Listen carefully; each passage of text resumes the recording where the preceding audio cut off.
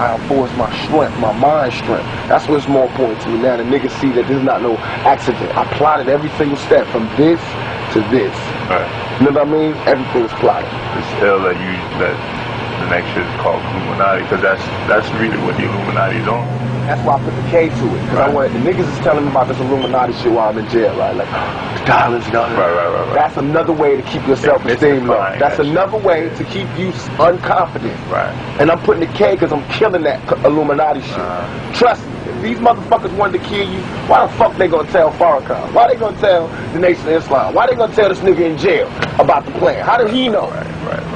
How did it leak to him? Who told him? Who told him? The Pope? Who? Because they like the Pope and the money. Oh, come on, man. You so thinking about the money, you not getting the motherfucking money. Get the money, nigga. I don't give a fuck who face on there.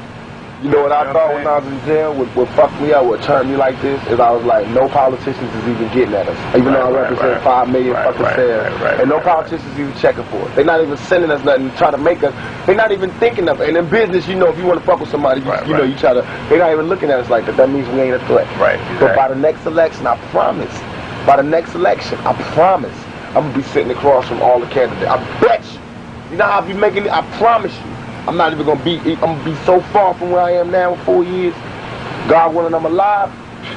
It's on. I guarantee you, we will have our own political party, and it won't be just for black people. It's gonna be for Mexicans. It's gonna be for Mexicans. It's gonna be for black people. It's gonna be for Armenians. I don't give a fuck. All you lost tribe motherfuckers right now. We need to have our own political party because we all have the same motherfucking problem. We built this nation, and we get none of the benefits.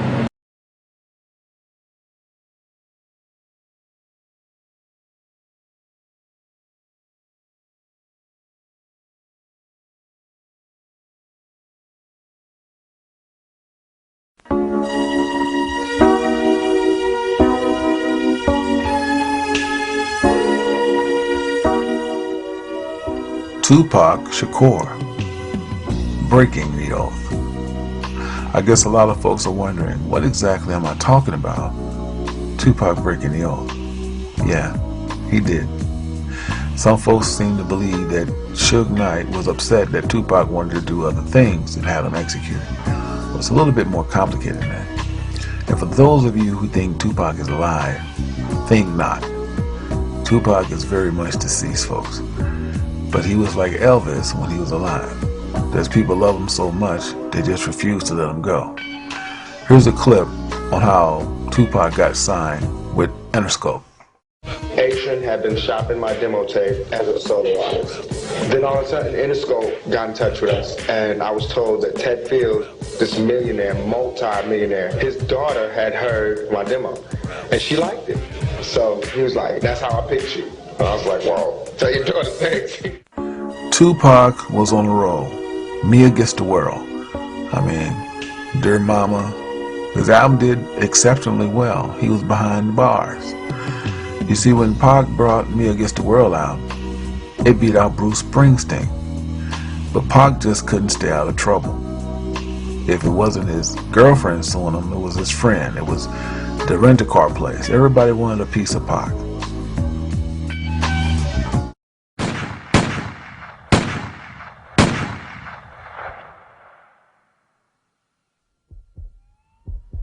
Central, I got a black male shot at 48 and 7.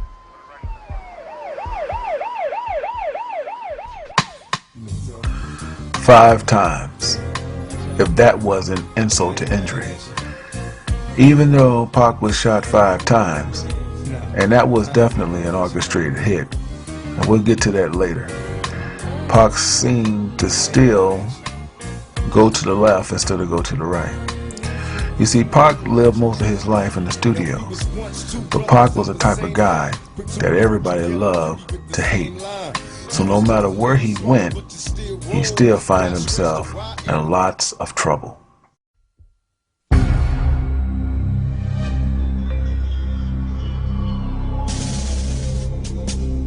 Where I was sent was a maximum security penitentiary.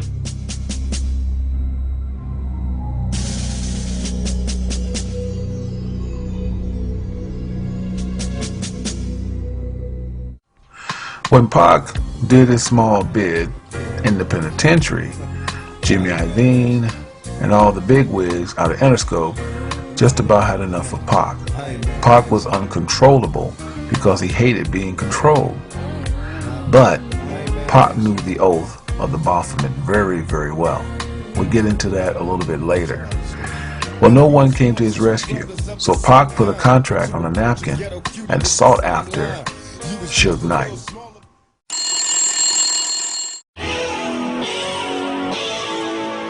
Rapper, actor, and sex abuse convict Tupac Shakur walked out of a New York jail last week, bailed out to the tune of $1.4 million by Suge Knight of Death Row Records, which has signed Shakur to a record deal. Tupac made the worst mistake of his life to team up with Suge Knight. Now don't get it twisted. Tupac already agreed to the oath of the Baphomet when he signed with Jimmy Iovine on Interscope, because that's the only way you're going to get a deal. Seen in this picture, you can see Suge throwing up the Baphomet. That's how Suge get down. That's how Suge get paid. Suge Knight encouraged Tupac to keep this East Coast West Coast thing going because it was good for the money. But when the blood started spilling on Tupac's hand, Tupac got a little bit discouraged. And the East Coast West Coast thing is something that the journalists and people are making up just to get paid off it, so it can drag out and everybody can have albums. They're perpetuating it so it could be drama.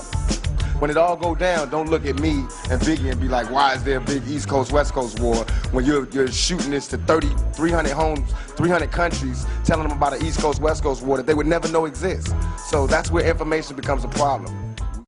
Take a close look at Snoop Dogg, because in days to come, Snoop knows that something's going to happen to Tupac. And the East Coast West Coast thing is something that the journalists and people are making up just to get paid off it, so it can drag out and everybody can have albums. They're perpetuating it so it could be drama. When it all go down, don't look at me and Biggie and be like, why is there a big East Coast West Coast war when you're shooting this to 300 homes, 300 countries, telling them about an East Coast West Coast war that they would never know exists. So that's where information becomes a problem. Snoop knows Tupac's life is in danger days before his death.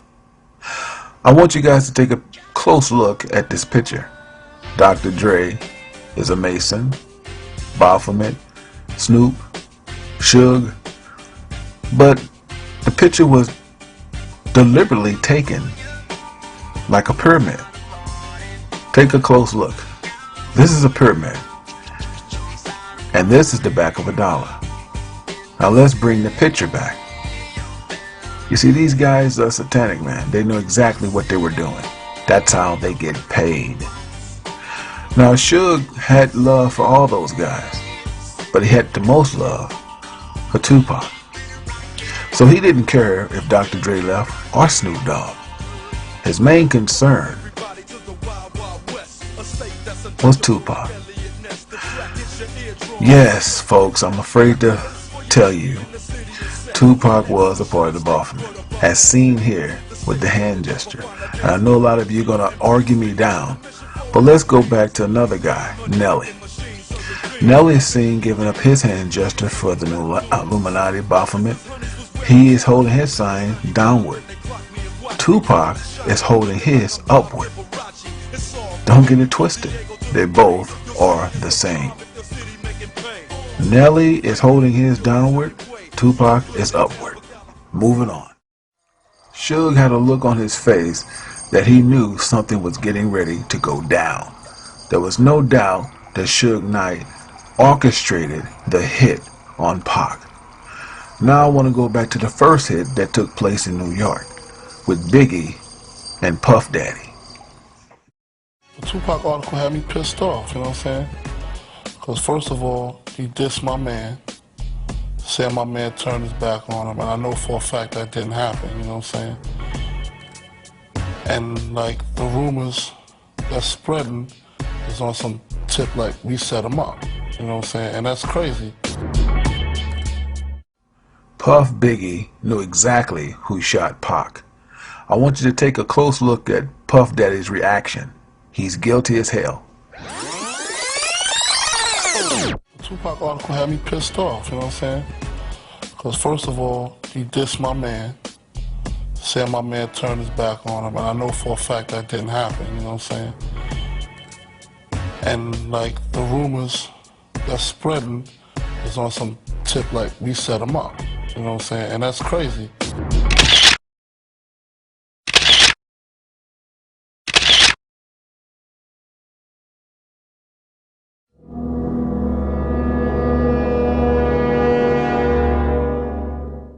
I know what good morals are, but you're supposed to disregard good morals when you're living in a crazy, bad world. If you're in hell, how can you live like an angel? You're sitting here surrounded by devils and you're trying to be an angel? That's like suicide. You notice in the statement Pac said, how can he be an angel surrounded by devils? Pac knew everyone that he was encountering with was a part of the Baphomet. Pac was also obsessed with death. That's why he had a bracelet made with the angel of death wrapped around his neck. And everyone knows what the angel of death represents.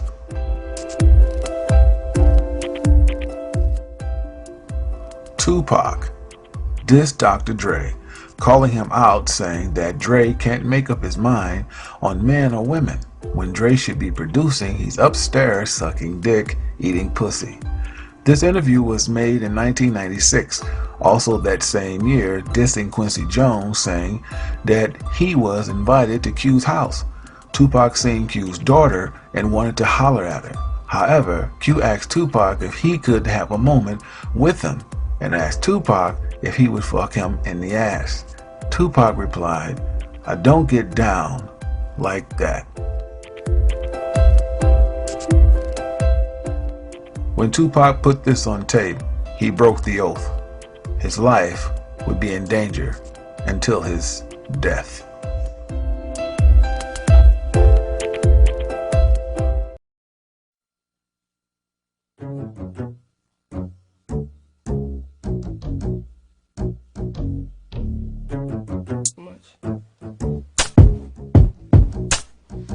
I would love you even if you had no ears to listen, had no vision. Because if love is blind, why do I keep having to change my prescription? Love you even if you didn't have no legs, cause you couldn't walk all over my heart. Where do I start from the beginning? I love you despite your bad breath. I'll just blow kisses and walk with my hand over my mouth before I have to leave you. Believe me, I love your dirty draws. I get nervous when I see you. You see me, my heart beats a little differently. My stomach not butterflies, just flies. Normally, when Tupac talks, he talks with a lot of character. But in this clip, he's trying to convince everyone he didn't sell his soul. The reason I am who I am today is because I can look directly into my face and find my soul. It's there. It's not sold. I didn't sell. I didn't sell. Sold. I didn't sell. It's there. It's not sold. I didn't sell. I am who I am today is because I can look directly into my face and find my soul. It's there. It's not sold. I didn't sell it. In 1996, things started to get really ugly for Pac. Pac had got to the point where everything he'd become, he still wasn't happy. You would think doing movies, being in sitcoms, being cameo appearances, it would brought him joy. But the thing that was troubling Pac is how he got it. See, Pac knew the truth, and the public didn't know the truth.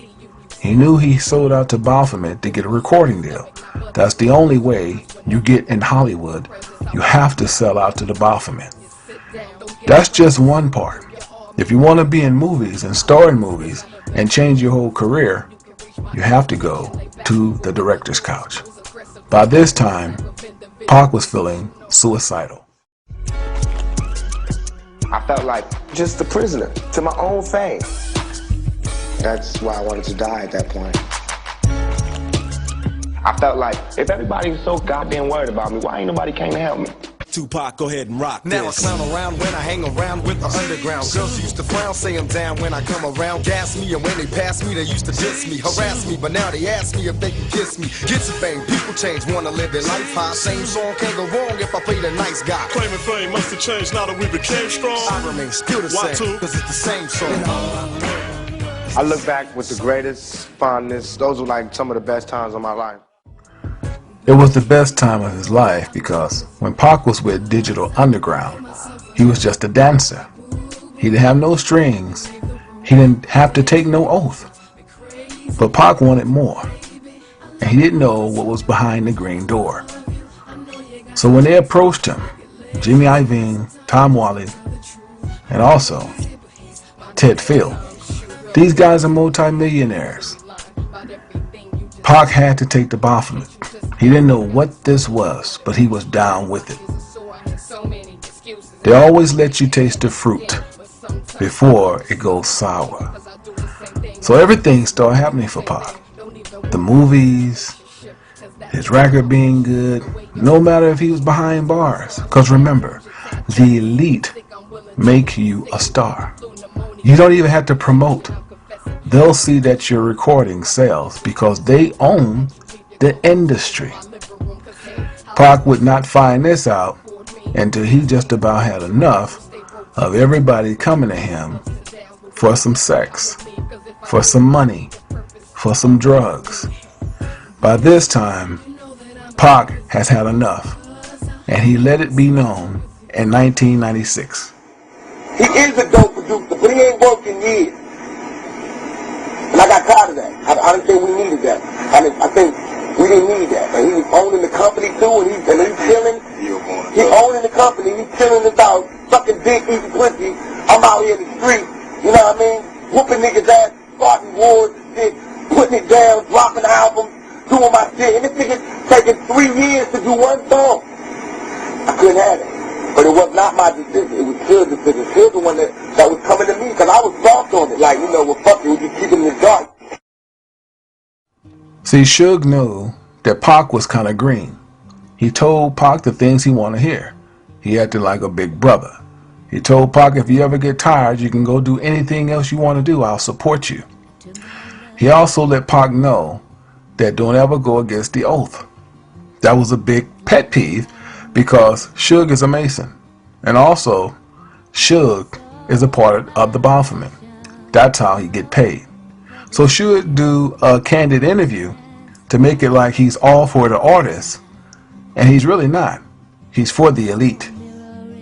I mean, I don't consider my people artists. I consider them family. It's just a big difference. If they decided to turn in rapping or singing, they still be my homeboys. We still travel together. If they need something, because mine will still be theirs. It's still the same thing. It's not no situation where I'm dealing with them strictly for business because they're good, because they don't go like that. You gotta have a more, respect for your people. Plus, we got a Death Row East going on. Crusher, you heard about that. Yeah, tell me about that. Well, hello. Damu! Damu! Sit! I used to rule the world. Seas would rise when I gave the word. Now in the morning I sleep alone. Sweep the streets I used to own.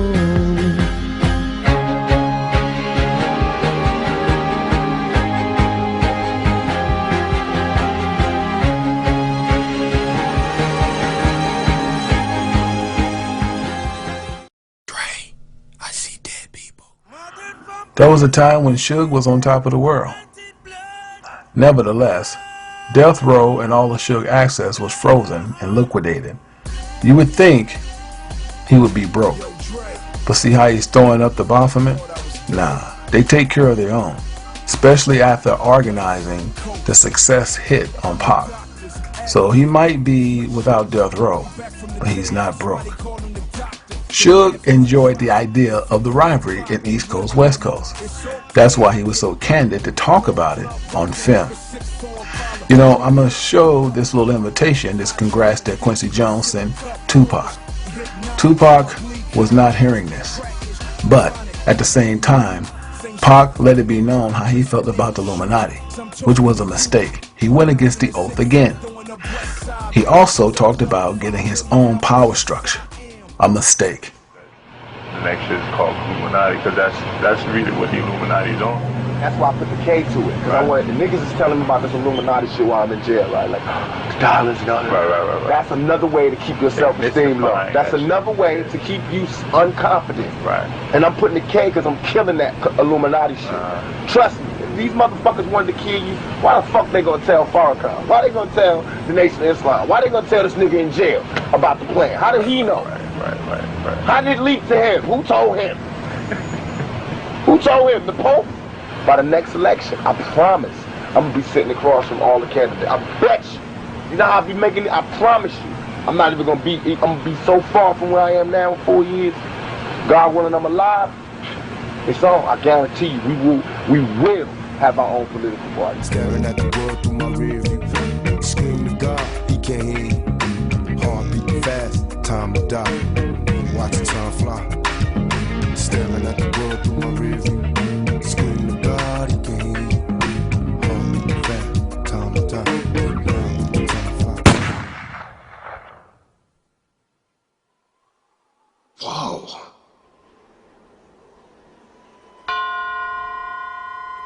Just after the Mike Tyson-Bruce Seldon fight, Shakur, along with record company executive Marion Suge Knight, headed for a nightclub. But while stopping at this intersection, a car with 4 people pulled up and opened fire on Shakur and Knight. Tupac Shakur was shot several times in the chest.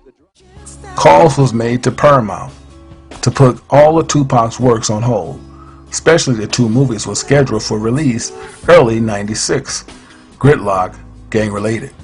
See, Pac did a lot of work, but they put it on hold once they heard the tapes. So none of the work was scheduled to be released until Pac officially died. There still was a problem, because Biggie was making mockery out of it. Calls was made to P. Diddy to kill Biggie, but not by himself. They wanted him to orchestrate it the way Suge orchestrated for Tupac, and they would do the rest.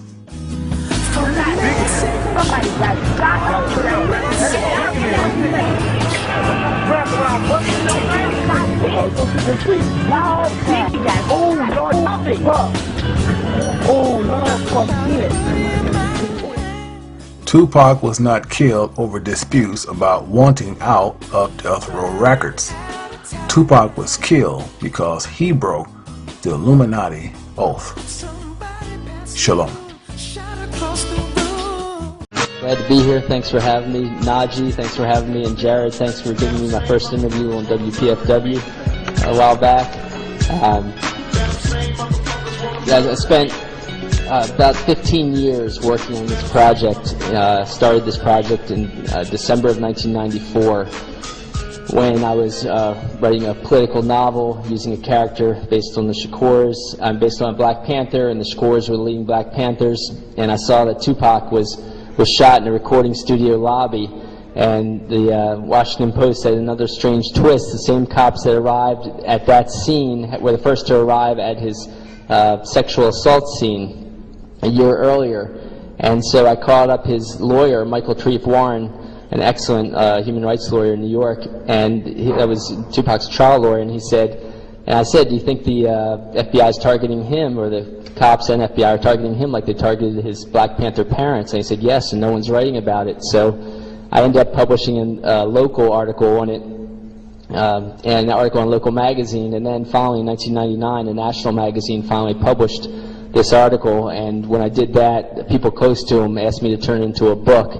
So I spent off and on that much time researching all the information you're going to see here. That included hundreds of interviews with people close to him, like his business manager, Watani Tayahimba, you'll see in a few minutes. Again, his trial lawyer, Michael Warren, people of that nature. I did a Freedom of Information Act request, and they told me, incidentally, they weren't supposed to, but they told me there was over 4,000 pages in Tupac's FBI file, and paid for those pages, but they only sent me 99 of them for, they said, for national security reasons.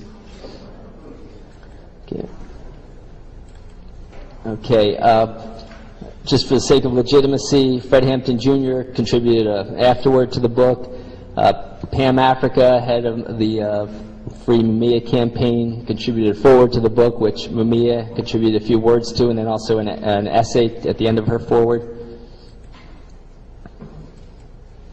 This is just a copy of part of the letter I got from the Department of Justice about the money paid for the 4,000 pages to be copied.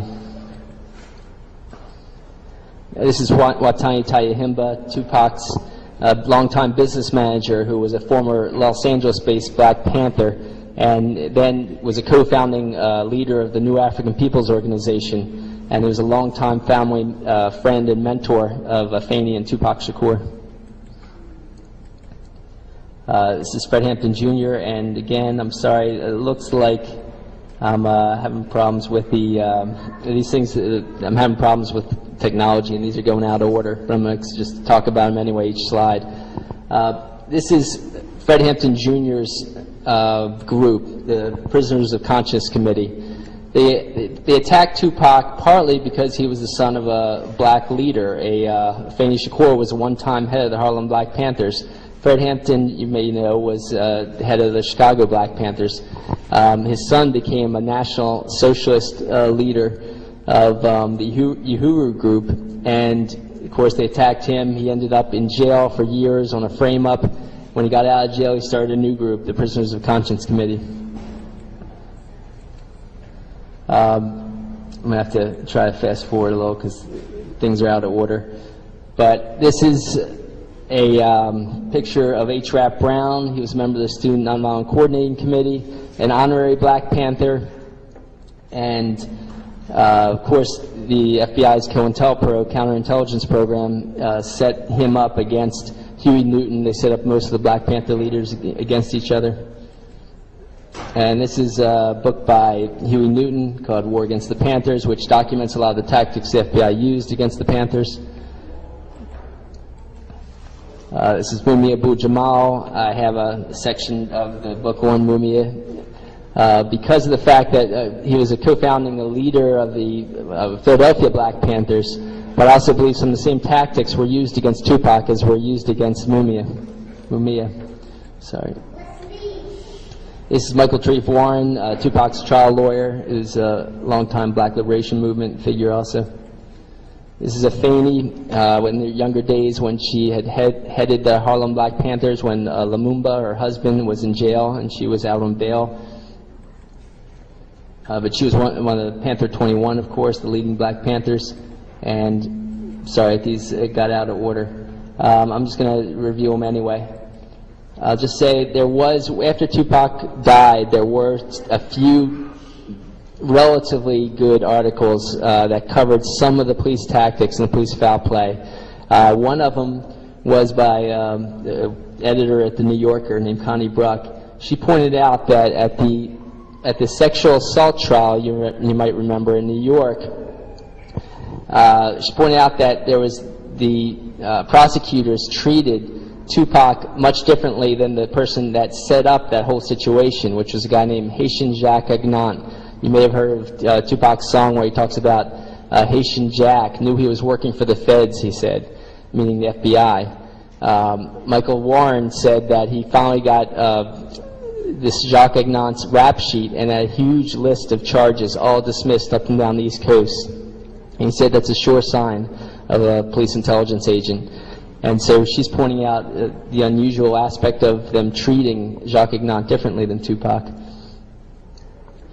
Okay, and so for doing that, for coming out with some real information on Tupac's life for the first time in a while, I mean there's a lot of disinformation on Tupac's life, but for coming out with a lot of real information on him, she was interviewed by the FBI, according to Tupac's FBI file.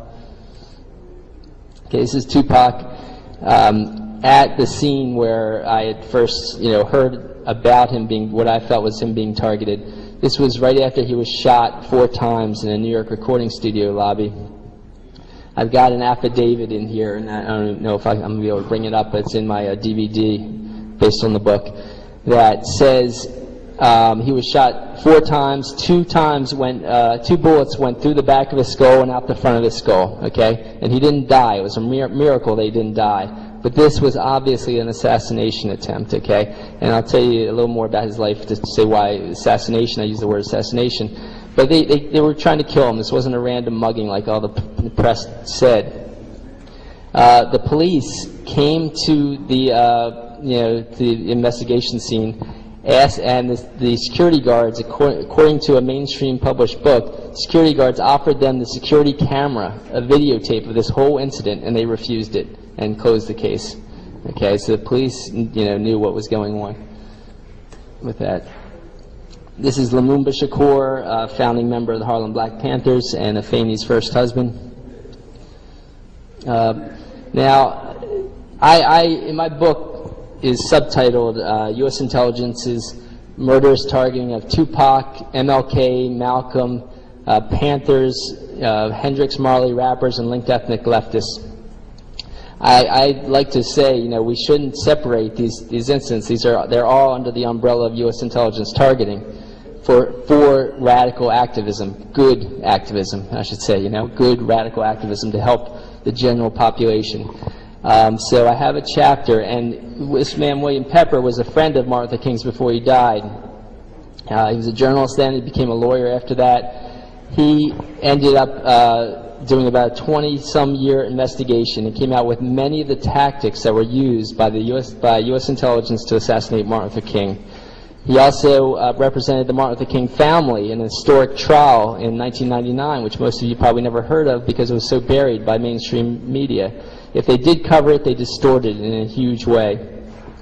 He won, the King family won a trial saying that against one of the co-conspirators with the government in the assassination of Martin Luther King. And in all of his research, we come up with a lot of tactics that I found were also used against Tupac Shakur's family and Tupac Shakur himself. Of course, Malcolm X was a huge inspiration for the Black Panthers, for Tupac. Him and Martin Luther King were getting very close before before Malcolm's death. Now, the same an undercover U.S. intelligence agent infiltrated Malcolm's group. He rose to head of security, and he was the first person to arrive at Malcolm X's body when he was assassinated. Now, William Pepper showed that the first person to arrive at Martin Luther King's body was also an undercover agent, a military intelligence agent named Merrill McCullough. The one that first came to Malcolm X's body was named Eugene Roberts. He ended up staying undercover to the point that he then became part of Afeni Shakur's New York Black Panthers and framed them, and then in court came out as an agent and testified against the Panther 21, Afeni and her fellow Panther 21. So he revealed himself. Merrill McCullough never revealed himself, but right after Martin Luther King's assassination, where they have a picture of him at his body, the first person at his body to check on life signs to make sure the assassination worked, he got promoted to the CIA after that incident, after the assassination of Martin Luther King. I'm sorry. My policeman, it was some motoring misdemeanor. He just turned around and said, "Oh good, this must mean you found my television." I tell you what, if I was a policemanist and my chief Freemason came into the office one morning and said, Chief Constable. Okay, we know some of this from whistleblowers. We know some of what happens with the CIA and the FBI from whistleblowers, like Victor Marchetti, the highest level whistleblower in the 1970s. And I'll just say, I'm going to go back. Well, I'm going to touch on this in a minute. Victor Marchetti said the huge majority of CIA leaders were from the super rich white Anglo-Saxon Protestant families. They were heavily bigoted, heavily bigoted. Another woman named Frances Stoner Saunders wrote a book called The Cultural Cold War about the founders of the CIA, all from the super rich family, the Rockefellers, you know, the Mellons, the Harrimans, you recognize a lot of the names, you know, J.P. Morgan, etc. They were incredibly bigoted. Of course, they were incredibly racist, but they were also bigoted against all ethnic groups. For example, right after World War II, they saved these Nazis. They saved, the Bush administration today, you know, this current Bush administration even admitted that they saved over 100 Nazis. But professors like Peter Dale Scott of University of California, Berkeley wrote an article with these pictures in it that said they saved thousands of Nazis, spread them all over the world, and had them do U.S. intelligence and British intelligence bidding. A large portion of these Nazis were actually sent throughout Latin America. And this man, Walter Rolfe, worked for the dictator of Chile, Pinochet, and he had previously invented the gas chamber during Nazi Germany. And it says under there, of course, he worked, the operations, the CIA operations were called Operation Sunshine and had a number to Operation Paperclip for scientists, etc. So this just says that he worked for Alan Dulles, a former CIA director. Okay, here's Bobby Seale and Huey Newton when they started the Black Panther Party for Self-Defense. And, just to make sure for people that don't realize, they had a 10-point platform doing incredible things for their community. First, of course, they had the guns to protect themselves from police brutality. They weren't, as some accounts say, to attack police. They were to protect themselves. There was rampant police brutality. They also had free breakfast programs for poor children. They had free health programs. They had free education, political education programs, housing programs, etc. They had a newspaper, of course, to educate the community. This is Sekou Odinga. I'm sorry, the picture's a little blurred. He was a good friend of Lumumba Shakur's and was assigned as, him and Lumumba were also part of Malcolm X's group right before Malcolm X was assassinated.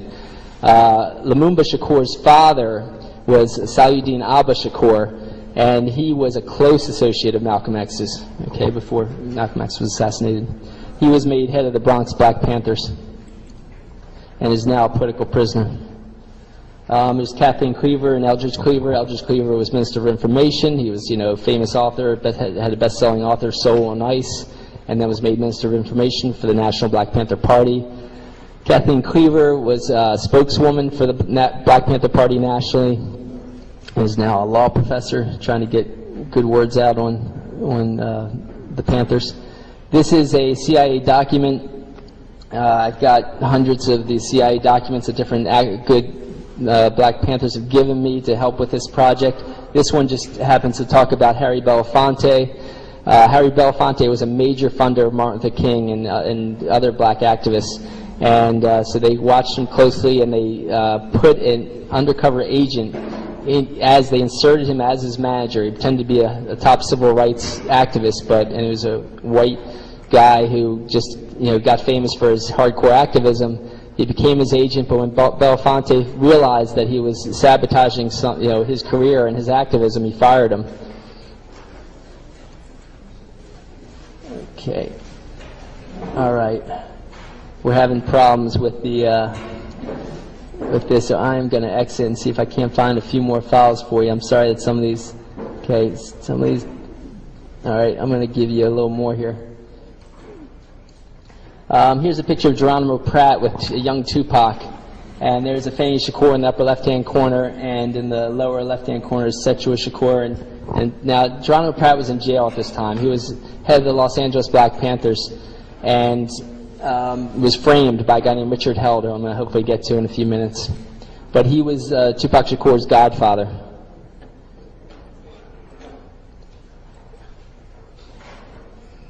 Okay, I'm hopefully going to get you more than this. But I'm going to talk a little more and hopefully be able to find some of the stuff I'd like to find for you.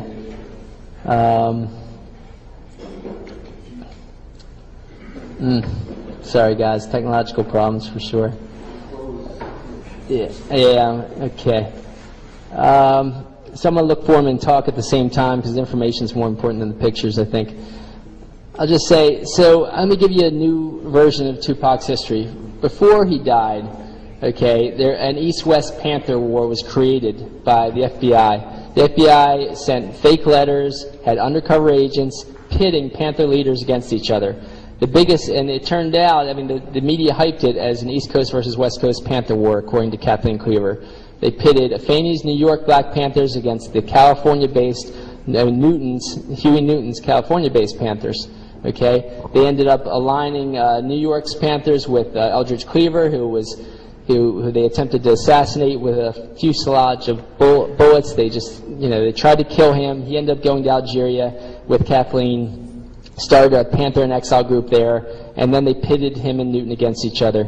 Okay, and if it's East-West versus, East versus West Panther War sounds familiar, of course it should. They use the same tactics for the East Coast versus West Coast rap war.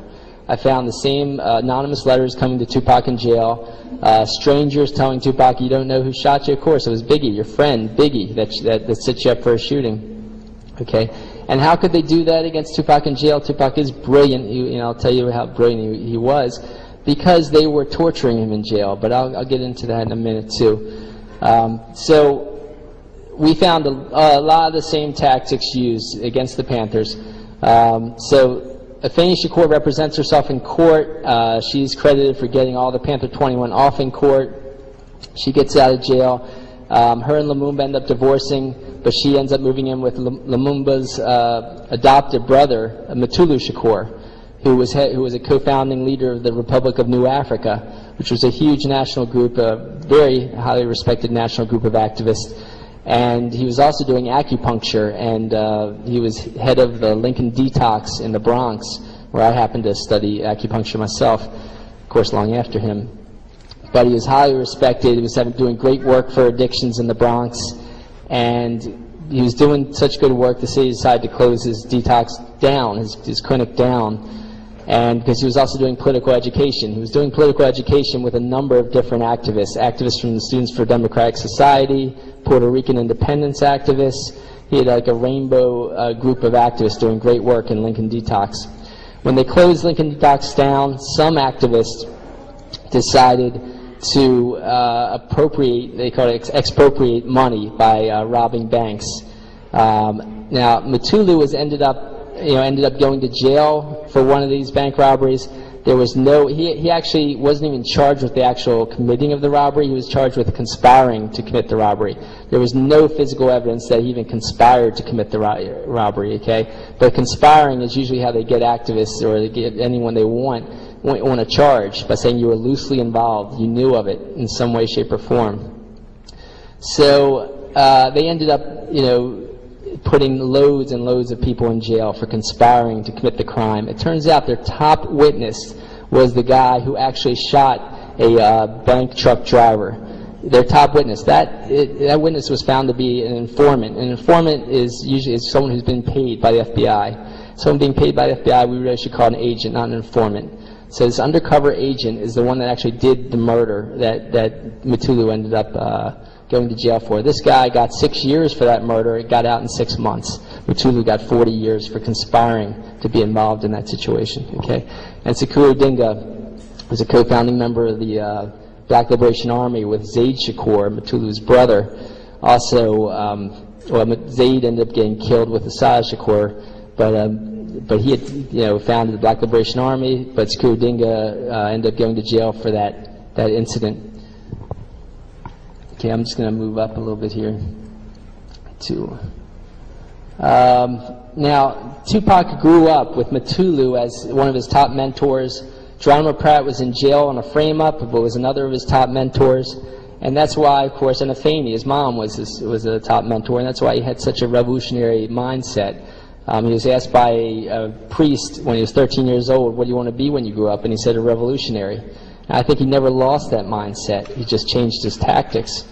By the time he was 17, he was incredibly precocious, for one thing. Professor Michael Eric Dyson said that he had read hundreds and hundreds of PhD-level books before he got out of his teen years. He would take Shakespeare plays, rewrite them, and produce them and star in them, in California. And he was also incredibly well respected to the point that he was the youngest ever elected chair of the New African Panthers, which was the young adult group of the New African People's Organization. It was active in 8 cities nationwide. And it was about the same ages as many of the original Black Panthers when they started the Black Panthers across the country. So it was a very serious group that he was running, activist group that he was running. So he was already a black activist leader, national black activist leader, before he broke into rap at the ages of 17 and 18 years old. And he was very serious. He was the top newspaper salesman for the group in California. Panther Power was a newspaper insert that he created. So after he got, to out of, I'm going to expand this, I guess, maybe that will help. That makes me lose the side. Is there a way, Najee, is there a way to get this? There we go. 1 second, guys. So after he got out of the Panthers, he broke into rap with Digital Underground. Digital Underground invited him for a tour. And he decided to leave his Panther leadership to do that because he thought maybe he could have a bigger mouthpiece and more influence as a rapper. Digital Underground had already made it big by that point. And then, of course, he broke out with his first solo CD. Now, this was the first assassination attempt, I believe. Within days, several days of his MTV worldwide release of Trapped, of the song Trapped on his first album, Tupacalypse Now, police stopped him for jaywalking. They then proceeded to pound his head against the curb and choke him unconscious, according to legal documents I have in here.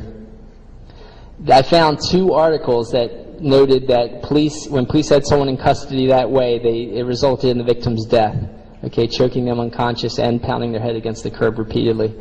So I think that was the first assassination attempt, partly because of timing, partly because it happened in the San Francisco Bay Area. Now, in the San Francisco Bay Area, there was a man named Richard Held who was head of the FBI office. Richard Held had framed Tupac's godfather, Geronimo Pratt. He had also played a crucial part in creating the East Coast versus West Coast Panther War. Huey Newton ended up getting into the same jail as Pratt in the late 1980s, okay? Tupac was head of the New African Panthers at that time. He said he was consulting with Pratt and Huey Newton on his Panther leadership.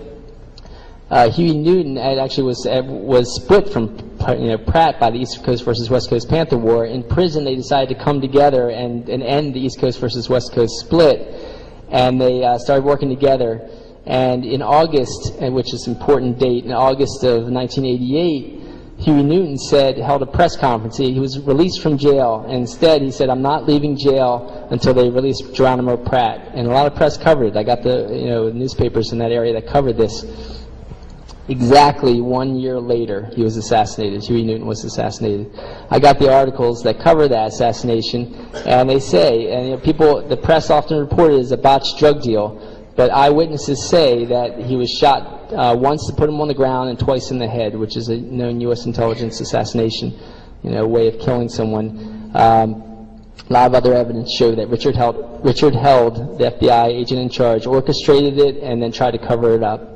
Okay, and that 1 year anniversary timing I found was also used. William Pepper said it was used to assassinate Martin Luther King. On the exact year anniversary, he said, of Martin Luther King saying he opposed the Vietnam War in 1967, exactly 1 year later he was assassinated. And he says he does not think that was a coincidence. He thinks that was a purposeful timing tactic to warn other people off from opposing, other top leaders from opposing the Vietnam War. I then found this in Tupac's life. Exactly 3 years after Huey Newton's assassination, there was the Marin City Festival. Did anyone hear about a little boy being shot at the Marin City Festival? Yeah. What happened was, when you check out the closest witnesses to that event, what you find is that somebody punched Tupac for no reason once he's already a rap star. He's a rap star. It's 1992. He's signing autographs. He's an honorary guest at this Marin City Festival, signing autographs. Someone punches him in the face for no reason. Then they shoot at him. Maurice Mopreme Harding, Mutulu Shakur's son, was bodyguarding Tupac at that time. He took out a gun and fired straight in the air to try to protect him, to warn these people off, these strangers that were attacking him for no reason. It didn't stop them. They kept attacking, so they had more guns. They were trying to kill Tupac. And I don't think it's a coincidence that was the exact anniversary of Huey Newton's death. Tupac loved Huey Newton. He wrote poems to him, about him and all. So that was assassination attempt number 3, I believe, because the second one was when Tupac came out with Juice at the film premiere party, which was in San Francisco. Someone did a drive-by on his limousine. Okay, Tupac wasn't in a gang, wasn't involved with gangs at that time. They did a drive-by on his limousine, and I found another incident where unmarked police cars with police out of uniform had done a drive-by on an important witness in a police brutality case against a NFL football player. And so these tactics have been used before, okay? These are 3 tactics early on, okay? Then Tupac got bigger and bigger, of course, as a rap and film star, we know. Now, while he was doing that, he still kept his political activist agenda. He had Watani Tayahimba become his business manager, and Watani was one of the leaders of the New African People's Organization. Chokwe Lumumba was his national lawyer. He was head of the New African People's Organization. Tupac had developed a plan called the Thug Life Movement with Mutulu Shakur, who was in prison still. But that plan was to further a movement already started by former Panthers who were getting the Bloods and Crips gangs to call a peace truce and stop fighting each other and to fight racism and to fight capitalism in general, because a number of them were turning socialist and were working as left-wing activists, to the point that one Crip leader spoke to a socialist black group in England called Panther. So, and we also know that Monster Cody Scott had turned into a Marxist. His best-selling book talked about his Marxist conversion, and he changed his name to Sonika Shakur out of tribute to the Shakurs before Tupac died. So Tupac was actually having a lot of success with this in furthering this gang peace truce movement that was spreading throughout the country. He was present at gang peace truce picnics. It spread across the country to the point that even the Latin Kings, New York's largest gang of Latinos, was converted to activism based on this peace truce movement. And so for that, he was a danger. He was a threat to U.S. intelligence, of course, and the super rich. So what happened next was he was in Atlanta, and you might have heard that he shot some cops. If you read the details, if you read the local papers, if you talk to his lawyer, which I did, I talked to his lawyer who talked to many witnesses, both white and black witnesses said that it looked like a gang of white people attacked Tupac's car. Top witnesses said, I talked to Watani Taihimba, said, gave me details too. Tupac's cousin was in the convoy, gave me details. Basically, a cop took his gun, smashed Tupac's window, and shot at him. Okay. And he was supposedly an off-duty cop. Of course, he wasn't in uniform. It was found that that gun was stolen from an evidence locker. They call that a throwaway gun. Gun you commit a murder and then you throw it away so you can't be traced to it. So that kid ended up coming out in the paper. So how did a black man get off of shooting two white cops several times in Atlanta? So Tupac got off completely. He got off completely because it was a botched assassination attempt, I believe, and they didn't want to reveal that. Okay. So Tupac really just dodged a bullet, ran back, grabbed the security guard's gun, and shot back at him because they started to run with their gun pointed back, still pointing it at Tupac. So after that, we have another assassination attempt that occurred, but at first it was a frame-up attempt. Haitian Jacques Agnant had entered Tupac's life when he was filming in New York on the Above the Rim film set. Tupac said all of his money was going to his Black Panther extended family. It was also going to his lawyers because they were using what we call the harassment arrest strategy that they used against the Panthers. They were using, I believe, against Tupac. Constant arrests on public, smoking weed in public. Like they said in a hotel lobby, which is an absurd thing. Tupac was way too smart to do that, I believe. For slapping a woman, asking for his autograph, all kinds of ridiculous charges they were bringing up against him. It was constant money to lawyers, constant money to get out of jail. He was also supporting a huge amount of activists in his life, too. So this guy with tons of money, Haitian Jack, is supposed to be a music promoter, enters his life, loads him with clothes and jewelry, and ends up introducing him to a woman in a dance club who gives him a blowjob on the dance floor. Admittedly, two witnesses and all have said they saw him. She admitted in court kissing his penis on the dance floor. They have consensual sex that night, and then several nights later, she charges Tupac and Haitian Jacques Agnant with forced sodomy, and a number of other charges were brought, against Tupac. Now, of course, there's loads of horrible brutality against women and rape out there, but this looked like a setup. Haitian Jack set the whole thing up, and Tupac ended up finding all that out. Now, Tupac ended up, if you look at the court documents, which I have in the DVD and the book, you'll see that the only count that Tupac was found guilty of was touching the woman's butt against her will. It was constantly misrepeated as either rape or even sexual assault, which you don't know what exactly that means. It was touching a woman's butt against her will when both parties agreed they had consensual sex, okay? And then it said assisting the touching of her butt against her will. Okay, he was found not guilty of sodomy, not guilty of assisting sodomy, not guilty of attempted sodomy, not guilty of all other charges. For that one charge of touching the woman's butt against her will and assisting Haitian Jack of touching her butt against her will, he got 1.5 to 4.5 years in a maximum security prison. What did Haitian Jack get? 2 misdemeanors, practically traffic tickets, okay? If you don't go to prison, there's only a few things, you got to be working with the police. So he ends up in prison, and then they transferred him from Rikers in New York City all the way up to Dannemora, New York, Clinton Correctional Facility. And why'd they do that? Because they wanted to use penal coercion tactics, I believe. I've got a document on the 8 penal coercion tactics they use against activists in prison that Amnesty International put in a report. I found that all of those tactics were used against Tupac in prison. Plus, they tortured him. They Every time someone visited him, they stuck their gloved finger up his rectum, saying they were looking for drugs, even though they were the whole, the whole visit from his friends was in view of the guards. And so they scrambled his brain in prison, I believe. And they did this for two reasons. One, to set up the East Coast versus West Coast rap war between him and Biggie. And the other was to get him to sign the Death Row Records. He was on Interscope at the time, and Death Row kept asking him to sign. And what Tiny Tim said he didn't know why. They kept asking them to sign to Death Row Records. And Death Row was even part of Interscope. It didn't really make sense to them. What they found is that Dave Kenner and Suge Knight, Dave Kenner is actually this white lawyer who's the real owner of Death Row Records, but they found that there was dozens and dozens of police officers at all levels of Death Row Records. There was, a police detective, high-level police detective, was put in charge of the Biggie Smalls murder investigation later. He ended up finding that they were at all levels of Death Row Records. And his superior said that you could call these cops covert agents. All right, those were the superior's words. It was published in a mainstream book, actually.